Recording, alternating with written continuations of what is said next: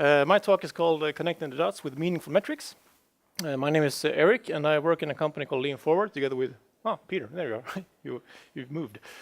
Let's see here. Here is just some quotes from our customers, some of them which are actually in this room, so maybe you can find your own quote here. What we basically do is we help organizations build better products, and not that in the sense that we actually build the products for them, but we help them become good at building products, so to speak. But I haven't always done that. A couple of years ago, I worked for Sony Ericsson, and I was part of building this phone, which I don't think you remember because it didn't sell very well. But the way we worked back then was basically, my job was basically to be that guy and collect all like the requirements for a certain technology area from the operators, which were Sony Ericsson considered were their customers, and then put it into like a roadmap. So this is really like, okay, by this year we need this functionality area, and by this year we need this functionality area, and yeah, this is our rollout plan, basically. This is what we're going to do the next couple of years. And this is really like, we had a strategy, listen to our operators, do what they're telling us to do, and then make a plan for it. That's connecting strategy to execution, right? That should work. Well, the problem is that this is what the development looked like, basically, more or less. Gather the requirements, do some development work, and then test it and ship it, and then begin with the next phone, basically. And the development organization started using Scrum, but, well, it was actually more or less the same process anyway. Because the goal of this organization was to deliver the phone, or a phone, or, I mean, you can replace this with anything else for your own organization, but the goal of the organization was to deliver the phone, basically. But what if, instead, the goal of the organization is to deliver value, or maybe even to discover value, or well, to put it in full circle, discover value and deliver it. Now that's a different goal for the organization, and this is really like I think in Fredrik's slides down in this corner here, that's where you tend to become an organization that focuses on just delivering the product. Because you know that, yeah, we did this last year, and this year we need to do it a little bit better. But it's still basically the same product. But if you instead focus on this, then I actually think that you can be in all of Fredrik's quadrants, because you're focusing on value creation for your customer with different time scales, basically. So this is what a typical growth curve for a new product looks like. And on this is time, and on this side here you can have like money, because yeah, we make money as we grow. You can have the number of users you have, if you still haven't figured out your user to money conversion formula. But actually, what we see is that it's actually learning. It's here you know a little bit about your customers, and here you know a lot about them. Or actually, this quote from Donald Rumsfeld. You've probably seen it before. Yeah, I can't see we read it this so long. But basically what he says is that there are things that we know, there are things that we probably know, and there are things that we actually don't have a clue about. And just admitting that when you start working here, that yeah, there's little things we can say for certain that we know, but most of the things are actually in the unknowns. And our job is to get here, that we have a lot more knowns and much less unknowns.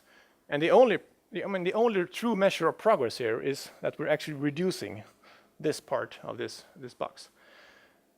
Everything else is waste. We're doing the wrong things, more or less. Oops.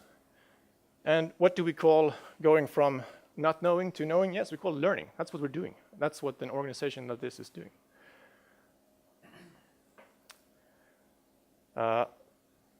Yeah, and once you've peaked, this is usually what happens, because many companies start out this way. Or maybe, I mean, as you said, Fredrik, there seems to be a certain change curves in your picture here. Things move around. It's like they move around all the time. But most organizations end up here where they stop learning and they start optimizing instead. The problem with this is that this is what happens here is you start having a sales organization and a customer service organization and a development organization. All of them start to like optimize for their own business goal, basically. But they forget about the full goal of the organization, which is to deliver value. You become a product delivery organization here, basically. And if that happens sooner or later, I mean, it works for a while. Many organizations have lived in this stage for many years. But what I'm thinking is that now it's 2016, and this time in this like golden zone is getting shorter and shorter. Things are moving faster and faster and faster, and we can't get stuck up here, basically. So you need to build a strong innovation culture. And this guy you recognize, the CEO of Facebook, this is a good talk or interview with him. Where he actually talks about exactly this, and he uses these words. Companies are learning organisms. You need to build a company that learns as fast as possible is a company that wins. And I think that the fun thing with Facebook is that I don't think any like expensive consultant came out from the outside and told them to do this. They did this naturally because that's what they are, basically. They are like curious people who want to add value to the users.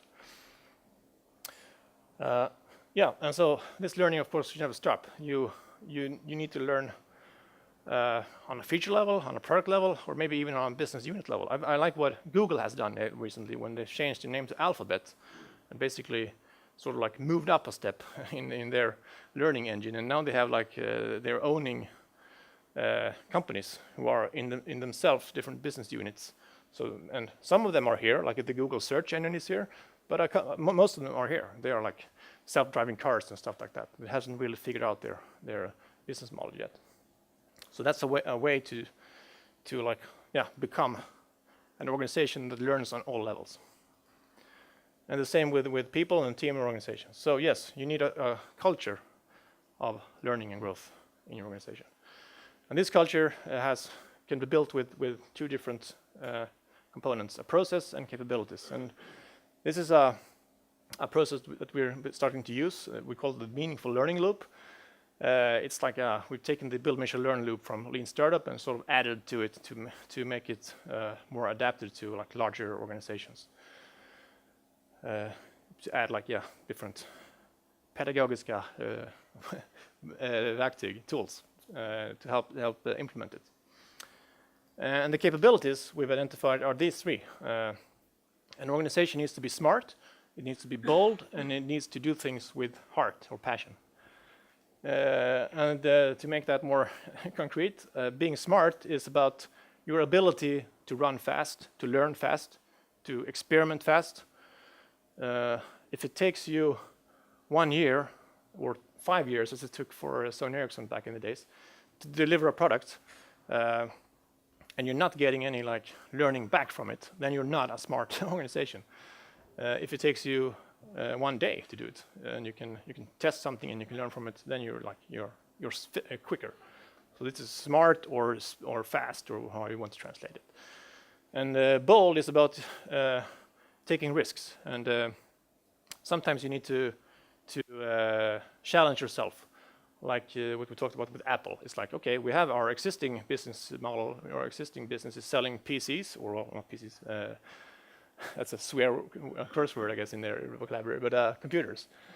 And now we're selling phones instead, and we're even iPads, which actually competes with our existing business. And that takes guts. That you need to be bold in to take that step. And heart is you need to attract employees and customers, and basically, I think that in my view, the losers are the ones who try to push your product on, and it should be a pull from the product. Sorry. And this here is basically how this manifests itself. This is like this is your internal development organization, how it works. If it's rapid, this is more like, okay, are we testing new ideas? How do we have a process for doing that? And this is basically do people think the best place we have customers that tattoos our brand name on them. That tells them that you have heart in your organization. And we can recognize these capabilities from many stories. It's basically like the universal properties of heroism. This is from The Wizard of Oz, where, if you remember the story, the scarecrow, he loses his brain, and the lion loses his boldness, and the Tin Man loses his heart. And the story is about them discovering that actually they can be smart, bold, and with heart, even though they've lost it. So back to the process. The topic of this talk was meaningful metrics, and I'm not going to talk about the other three squares here, but focus on that one. And to understand what we mean by meaningful metrics is this picture, because this is what I said. An organization should discover value. So what we begin with is to try to set, okay, that's our goal. That's where we want to go, but we're not quite sure how to get there yet. We don't know the path here yet. We need to discover the path. Oops. And also, this is basically just our current best bet. I mean, this can maybe change as we go along. And our job now is to discover value as we navigate our way through uncertainty. And maybe mid-through we discover that, no, there's actually a bigger mountain somewhere else. We're changing course mid-through. And this is where meaningful metrics helps you navigate this, because you start measuring each step of your journey. As you probably guessed, I mean, these different levels of metric, they have different life cycles. So your business goal, you're changing it maybe, I don't know, depending on your speed of the organization, maybe once every year or every half year or something. Your product KPI, you change more rapidly. And experiments you should be doing all the time. And you can have, of course, multiple products like this, and it can even look like this, where you have different layers of explore cards, as we call them. And maybe, I mean, even going beyond your business, because this is a good book called Conscious Capitalism that describes 6 different stakeholders outside your company, which are the ones you're basically building value for. So it's not just your customers or your owners, but there's actually more stakeholders like that. And I think that if you manage to build an organization that all the time is searching and navigating, finding new ways to deliver value, and there's a clear path.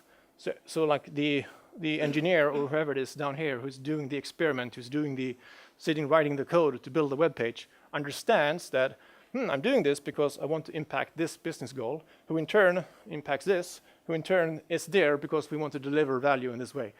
Then I think you're really connecting strategy to execution. And that was about my 40 slides.